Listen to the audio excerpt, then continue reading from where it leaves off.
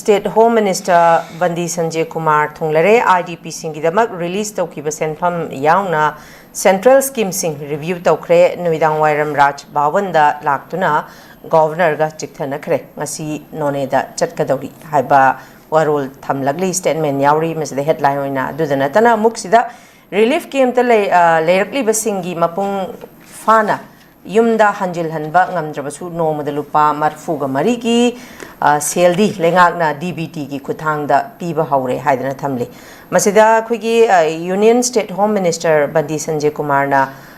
Thunglaba Aduga scheme Akwigi Central Scheme si review tauba Sigi Matang Sima Laire Masi ID whatever 𝐍𝐄𝐖𝐒 𝐀𝐍𝐀𝐋 ꯃꯤꯌꯥꯝꯅ ꯄꯥꯝꯂꯤꯕꯁꯤ ꯊꯝꯂꯝꯂꯤꯕ ꯋꯥꯔꯣꯜ ꯈꯨꯗꯤꯡꯃꯛꯁꯤ ꯑꯩꯈꯣꯏ action plan ꯑꯣꯏꯅ ꯑꯣꯟꯊꯣꯛꯄꯤꯕꯗꯨꯅꯤ ꯑꯗꯨꯒ ꯅꯥꯀꯜ ꯑꯃꯔꯣꯝꯗ ꯁꯤꯒꯤ ꯔꯤꯂꯤꯐ ꯀꯦꯝꯞꯇ ꯂꯩꯔꯤꯕꯁꯤꯡꯁꯤ ꯃꯌꯨꯝꯗ ꯍꯟꯖꯤꯟꯕ ꯉꯝꯗ꯭ꯔꯒꯁꯨ ꯃꯈꯣꯏꯒꯤ ꯅꯣꯡꯃꯒꯤ ꯂꯨꯄꯥ 34 ꯃꯈꯣꯏꯒꯤ DBT ꯃꯈꯣꯏꯒꯤ ꯑꯦꯀꯥꯎꯟꯗ ꯑꯗꯨꯝ ꯍꯥꯞꯂꯒꯅꯤ ꯍꯥꯏꯕꯁꯤꯃ ꯁꯤꯒꯤ ꯃꯇꯥꯡꯗꯁꯨ ꯂꯥꯛꯆꯅꯤꯡꯉꯤꯁꯤ ꯑꯩꯈꯣꯏ ꯔꯤꯂꯤꯐ ꯀꯦꯝꯞꯇ ꯂꯩꯕ ꯃꯤꯑꯣꯏꯁꯤꯡ ꯑꯩꯈꯣꯏ ꯍꯛꯊꯦꯡꯅꯅ ꯊꯦꯡꯅꯖꯕ ꯃꯇꯝꯗ ꯃꯈꯣꯏꯒꯤ ꯄꯤꯒꯗꯕ ꯆꯦꯡ ꯆꯥꯛꯁꯤ ꯋꯥꯠꯅ ꯄꯤꯕ Simasudum Makoi Masama Sana Hibasi Sudum Tari Dumakpu no Mada Hoi family Amamangi individual Amamangi Lupamar Puga Marie Haragadi family Amada Makoi Mi Manga Dagina Ahum Marie Leragasu Amadugi Tongan Tongan Babudi Changakani Habidi Tamli Edumapu 𝐍𝐄𝐼𝐒 Masisu Tamli but Tamlakli headline in a carisi Tabakoina Ontora Kadra Habedumane Duga Bukalaiba Tam Lupamar Puga Marisina Habidi Nomagi Ayuk Nungdang Akoi Charisi breakfast Samachari lunch Samachari evening the Sukari Kumbakoi evening snack chari dinner chari Sumainta Udana Kogi Makal Marisi di Chari Dubu Lupamar Puga Marisi na Akoi Mi Magi Hingbada Nomada Changba Peshazi Konagadra Kona Roidra Duga whatever Masi Yamba Yamda Baorasu Masi Tabakoin on Torakadra Haibama Adonasagi Union State Home Minister Sanjay Kumar na High Central Schemes review Tauba si ID Governor ga Unarakanda Masi Sisu Akoi action plan oina action oina on Torakadra Haibasini Sigmatanga di 𝐍𝐄𝐼𝐒 Motsikari Kamain Tambining Marina Hana IDP is not Hamjakiko. Here, when a young we are IDP singing Punshima, as the company Yamley. Particular IDP sing see IDPs and a Lonareco. Kadogi IDP or Henbino have some liquid in the Unsang Hetarico. Then Amana almost Hagi, when has the Haisi Mio Amada Farmer Fugmari direct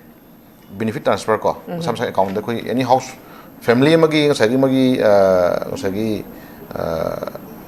Mama or Papa Magi. Leader family ki mai channel leader ko family amagi magi kogi ahan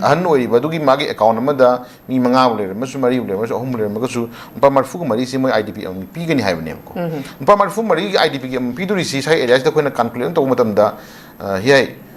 mi amana nomada day and night ko ayu kan thin gan dang chak cha matam da 10 kg amana 10 kg amale matam da 10 kg amasi koi mi amana ayu kan gang sabada Kona ina lorga su ko ko ina lorga su ma ai kun ngai only thing tangai for the instruction ma matung ina koi taro ha du ni ko maraki lei ba sang ha timing si da thabing hang sur ko lo ba ngak tang marak tang sagi makeup tong ma backup tong ma myam le pramani ko asu e pasani ma khoning ba dai den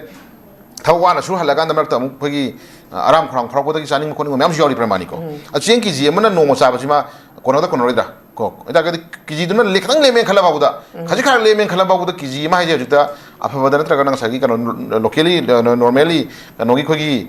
local Gil Pangiba Sagi Afabazana Vida Kogi Gamena Pidi was believe about but Nifu and Kaya and Kembu Logical. I target Hajumuna to do what sit I target the Sagi areas that Marfuku Marisina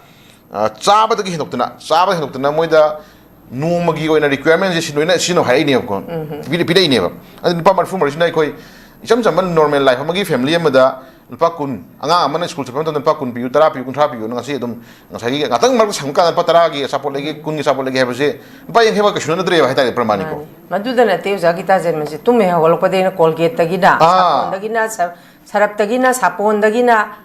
Whatever. nong sang iba magi requirement kudi magsi syarab shampoo sapon whatever ai ajin loina everything kudi magsi mi amana nong an madan namita ba sin ai ba sin manungda ngasagi magi chongpham to requirement phaine colgate tu pa kun bi colgate am leibaduna nami ma tarung chakane para si pramani ko ai khajin adu ta ba day to day jidi da tangai fadana nong jidi da tangai fadana ngasagi sina da ba da pot am lady hajabni to kana du mo mayam jingse one by one khaido kanda moida 84 pa marfu mari pi se masi maram sabra ha question ne ado ngasai ina morning da ina sum taja matam da sigi lady ba direct kogi benefit transfer to bujisu bank khara di hoji tangai fadana kogi net yai yade to dana ju se mogi matam chana pi do bo sakse ju se harang masaki account da lejera paisa jing je ekoi leitre ado numi mari mani shure bank internet yade dana du yade dana paisa ka phak ta khot ta numi mari mani shure dana chaninga leitre ka complaint to khoju tajare ko asi ekoi ha jeningi di taseng na bank tu to chingna madu net yadre natra kana madu kai gum phiram khara sobe leire hayadna yada taraga di phato piru diba question lakh rebo ko an masi koi system ma di tachina amun yom change du den leiri pa chan pa marfu mari na su tachina mi amagi life ta no moda pa marfu mari pa na hingo ga habdu di du ji aduga no ko no silo ga habdu di madu di koi miyo ba mo na madu yeng madu tang nwai tabul lei ko an sai area ji government lokal iba khongthang ji da panno cover da panno tam da ko uzama tam da kai mai da hadan mangam dra bahu da ko mai da hadan mangam dra bahu da direct benefit transfer to bodi haure ga na koto phongo yauri ko ai taraga di hiai hajuksi sumyeng jama tam da on or before December bogi manung da government na hana gi leiba kogi chief secretary obiram ba hai tare ko hana gi chief secretary obiram ba dum kai ming ko gi pun kai ma CS hana gi former CS kan obiram ba kogi Prashan Kumar Singh ko mana on or before December bogi manung da tam ahum lok thona IDP sing je mai hangalangani ga na insurance pira ma photo haja no CS am lakre ko ano CS na Dr Pun Kumar lakre makata na magi special koi ta dre governor mamang da unur matam da morega chusampur kangpopi ga maroi na leiba IDP sing ji 26 ki march matung khana raji ga har koi ta gre ko ana hajik leiri si government gi oina leiba IDP sing ji yeng mieng je hiai pen madi am wale ko pen madi am wale aduna leiba IDP sing gi oiba wakhalon da kari leiba no habdu madi khongjadre ko adubu nupa marfu mari sina nupa marfu IT force na mi magi life ta no moda magi da kale khudum loina sin no ga na piba je masi madi ta sena koi gi tai fa na koi chatna bia potna tre ko chatna bia potna aduna sai government na pi ba labor amagi no mai khusuman ba udan pa chani chom biram ba hodi yamande na ko hinga rai ni pramani ko hinga adu khuda job card suri ji ba uda koi piram ba pesa do maram cha de na hinga lo tong ni mai pramani ko ai tara di hajik lai mi sing si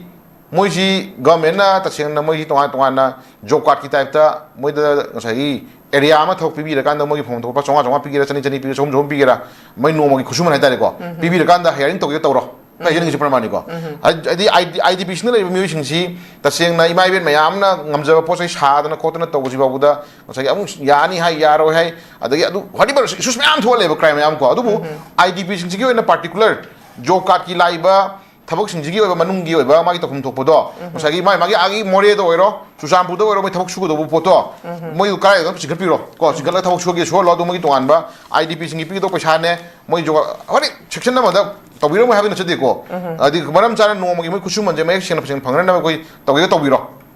aduna tadana chai areas de pa marfu mari ko pira kanda 84 pira kanda noi whole day ekoi na noi yum na hanjandri ba ko karma chahi da hanjalan ko khangde hanjalandri bawa noi IT force pair lai we hin dar ga di ta seng nai khoi sai uksla di kano hiya yam kan nganing de ko khoi mioi ba je sanate ko khoi mioi sanate aduna juda lai ba sanate khoi ko juda lai ba sa bawu da juda lai ba sa nu yeng mo chat bawu da yudu gi nakanda yoli pochai me am do sanga nu sa na bane nai khoi pa chani gi chong pot le optionary ba ko aduma complete to tar ka su khoi IDP da le mioi sing se khoi sanga ga pang to ya pot na te ba ko mioi ba ne ba aduna sanga da yeng do mieng gi type da khoi mioi ba su jeng tar ka di khoi adai area da di khoi hiai